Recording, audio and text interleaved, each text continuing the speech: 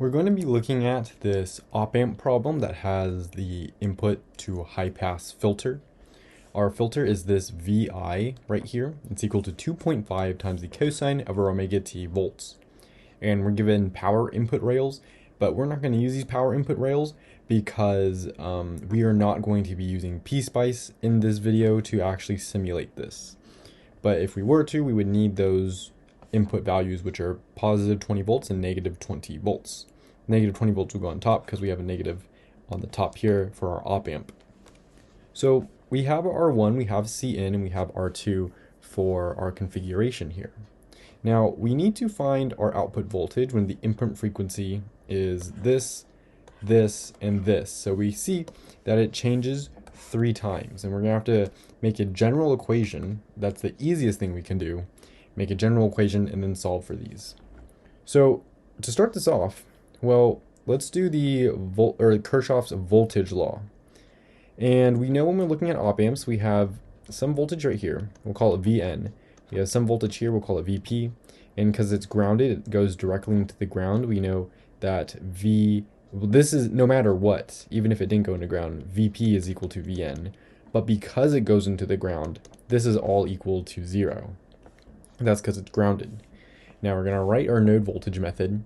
We know that we are going to have the Vn minus our V input divided by the impedance that this is over, and this happens over the R1 plus 1 over SC. Notice that our capacitor is already in the S domain, which is nice. We are then going to have a plus Vn minus the V output divided by our R2, and this is going to be set equal to 0. Now we know that the Vn and Vn is equal to Vp, which is equal to 0, so those are going to be zeroed out. We can rewrite this, negative Vi divided by R1 plus 1 over C is equal to a V0 divided by R2. And so we want to find our V0, so let's get V0 by itself. We'll multiply both sides by our R2. So we are going to have that our V0 is equal to a V input times our R2, and this is divided by our R1 plus 1 over S times C. So this is going to be our V0. Now we need to convert this into J omega. That way we can solve for this. We are given our V input. This V input right here is given to us right here. And then you might be asking yourself, well, this is for V input, right? And this is for V0 that we're solving for. And what we're doing here, we're getting the magnitude. That's what that's called. We're getting 2.5 because it's the magnitude right here. And because it's in the steady state condition, we can use the magnitude to find this. And so we can plug this in as 2.5. It's really 2.5 at an angle of 0 degrees because there's no angle inside of here. If we did have an angle though, because all of this is in rectangular form, well, we either have to convert all of this to polar form or convert our 2.5 angle 0 to rectangular form, which is what I'm going to do. So this is just going to be 2.5 here. We know our R2, we know our R1, but we need to find this 1 over S times C. Fortunately, if we look at the notes linked below the like button in the description, we have this equation right here. And this is on page approximately 127, where we see that we have our omega C equal to 1 over R squared, or R2, R subscript 2 times C. Now, this is going to be different because we can see that this op amp looks a little bit different.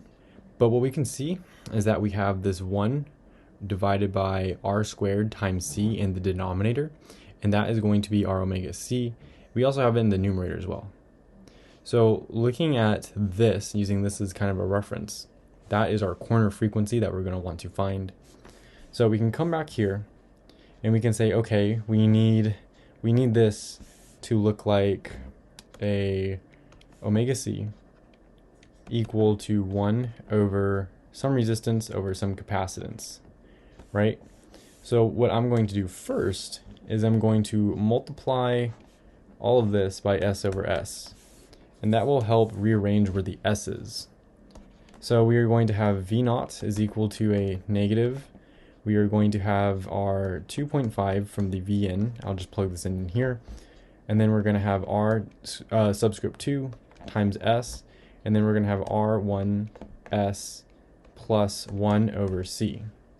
Now, we need an r in here. And it's also helpful if we were to get this s alone. And that makes more sense if we were to draw like a Bode diagram for it. So what we can do is multiply everything by 1 over r1, 1 over r1. And now we can rewrite this. I'm actually going to move it over a little bit just so I have some more room. But rewriting this, also I'm going to draw a line in here so we don't get those confused. We are going to have v naught is equal to a negative. We have 2.5, right? We have our r2, and then we have the we have r2 over r1. And this is actually pretty key because all of this is a constant, which if we look at the notes is represented as k. This r2 over r1, but we have this 2.5 in here. So this is k. It's not going to impact the problem in any way. It's just good to know. And then we have to transform this s into our j omega because we're going to be working in the rectangular form. And remember, s is equal to j omega, and that's just, we can transform it. Now, we have this r1 times c. Now we have our s, because the r1s are going to cancel out. Remember, we're putting it in the j omega form. So we have that plus the 1 over r1 times c. And so this is going to be our new equation. And we can see that our omega c right here is going to be equal to 1 over r1c. This is our omega c. And if we were to plug this into a calculator, we would see that our omega c is going to give us the value 25,157. That is the omega c. Now from here we're going to need to plug this into some calculator that can calculate for complex numbers. We could do it by hand, but let's not do that. I'm going to rewrite this so we have v naught. We have this negative out front that I'm not going to plug in. I'm going to leave it out front. We are going to have 2.5. We are going to have our r2 over our r1. And if we put this into a calculator, our r2 is given to us as 1,273, and our r1 is given to us as 159. We are going to get 8. So we're going to have 8 here for that division. And then we are going to have our j, which is the imaginary number, times our omega. Now this omega we're writing a general equation for, because if we look at our a, b, and c, omega changes every single time.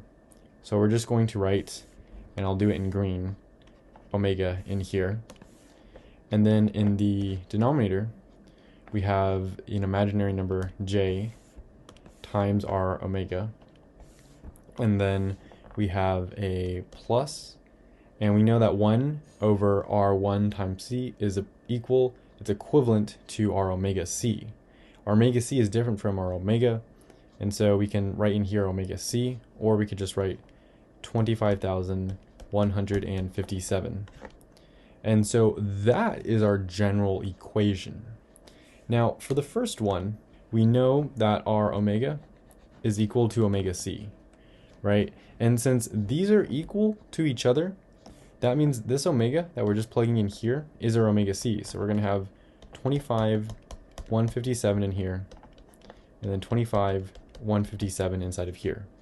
So going into our calculator, we are going to have the 2.5, that's the v naught out front. We are having it being multiplied by the 8 times our imaginary number, which is I, times our omega, and then imaginary number times omega plus our omega c. Clicking go on this, we are going to get 10 plus 10i. And this is 10 plus 10j. And this is the rectangular form for it. Now we need to convert this to the polar form. And to convert from rectangular to polar, we're going to use that our magnitude is equal to the square root of our real number squared plus our imaginary number squared. And then our angle is equal to tangent -1 of our imaginary number divided by our real number. So if we are to plug this into a calculator, we are going to get that our actual magnitude is 14.14. And then we are going to get that our angle is, actually I should write this in orange just to say consistent. We are going to get our magnitude, and I'm going to write this over here, is a 14.14. And then we have an angle of 45 degrees. We still have this negative outside. When we distribute into polar form, we only affect the magnitude, not the angle. So we're going to have negative 14.14. We are going to deal with this omega in a second, but our degrees is 45. Now, this problem is pretty tricky, and so are the rest of them. But our omega, we can see right here, is being multiplied by our pi. And so what we need to do is we need to take our omega c that we're given. We were given omega c is equal to 25157 and divide it by pi. Because in our answer, we're multiplying it by pi. And so this is going to give us approximately 8008. So this is the answer for part A. Now for part B, we're going to have something very similar. The only thing that's changing is that for our omega, we're going to be plugging in this 25,157, but we're multiplying it by 0.125. We are taking our corner frequency, which we found to be 25,157, and we're multiplying it by this 0.125, and we're also going to do it up here too. So now, knowing this, we can come back into our calculator and just add a 0.125 in here, and they times 0.125 in here, and then we can press go, and then it's going to give us these decimal answers. We are going to do the same thing where we put them in the magnitude and the angle form to find them. If we do this, we are going to get approximately 2.5 at an angle of 83 degrees. We have this negative out front, remember that. And when we distribute this in, it's only going to affect the magnitude. So we have a negative 2.5 at an angle of 83 degrees. Now, again, we're going to take our omega c in this instance, and actually, I'm so sorry, we should not be using our omega c. We're just using the omega, because it varies for each problem. We're looking at this omega for this one, this omega for this one, and then we'll be looking at this omega for this one. And that is what this is, and this is, and this is, not the corner frequency. So we have omega divided by pi. In this instance, we have 25,157 divided by pi. But remember, we have this 0.125 being multiplied by our omega c. So our omega c is 25,157. So we're multiplying this by 0.125. And then if we plug this into a calculator, we are going to get that our omega is equal to approximately 1001. So we can write 1001 inside of here. Next, we're going to deal with c. And for c, all we're doing is we're taking our omega c right here, and we're multiplying it by 8. And that's going to be our omega. Oops, I'll just have an 8 out here. So we can come into our calculator and just replace our previous values that we changed with 8. We're going to press go, and then we should get these answers. And with these answers, we're going to plug them into the polar form conversion, and then we are going to get approximately 19.8 with an angle of 7.12 degrees. So magnitude is negative 19.8, our angle is 7.12, and now we need to find our omega. So our omega, remember, it's equal to whatever we have divided by pi. And this is again because we have this pi right here. So we are going to have the omega c 25,157 times 8. And so plugging this into a calculator, we're going to get approximately 64,062. And that's how you'd go about solving this problem, and that's all the work needed for it. It can be a little tricky. You gotta look out for like where we had the pi in here. If we didn't have the pi, we wouldn't have to divide our sides by pi. And that's pretty much it. After you set up the Kirchhoff's voltage law correctly, it's pretty smooth sailing from there after you kind of simplify everything.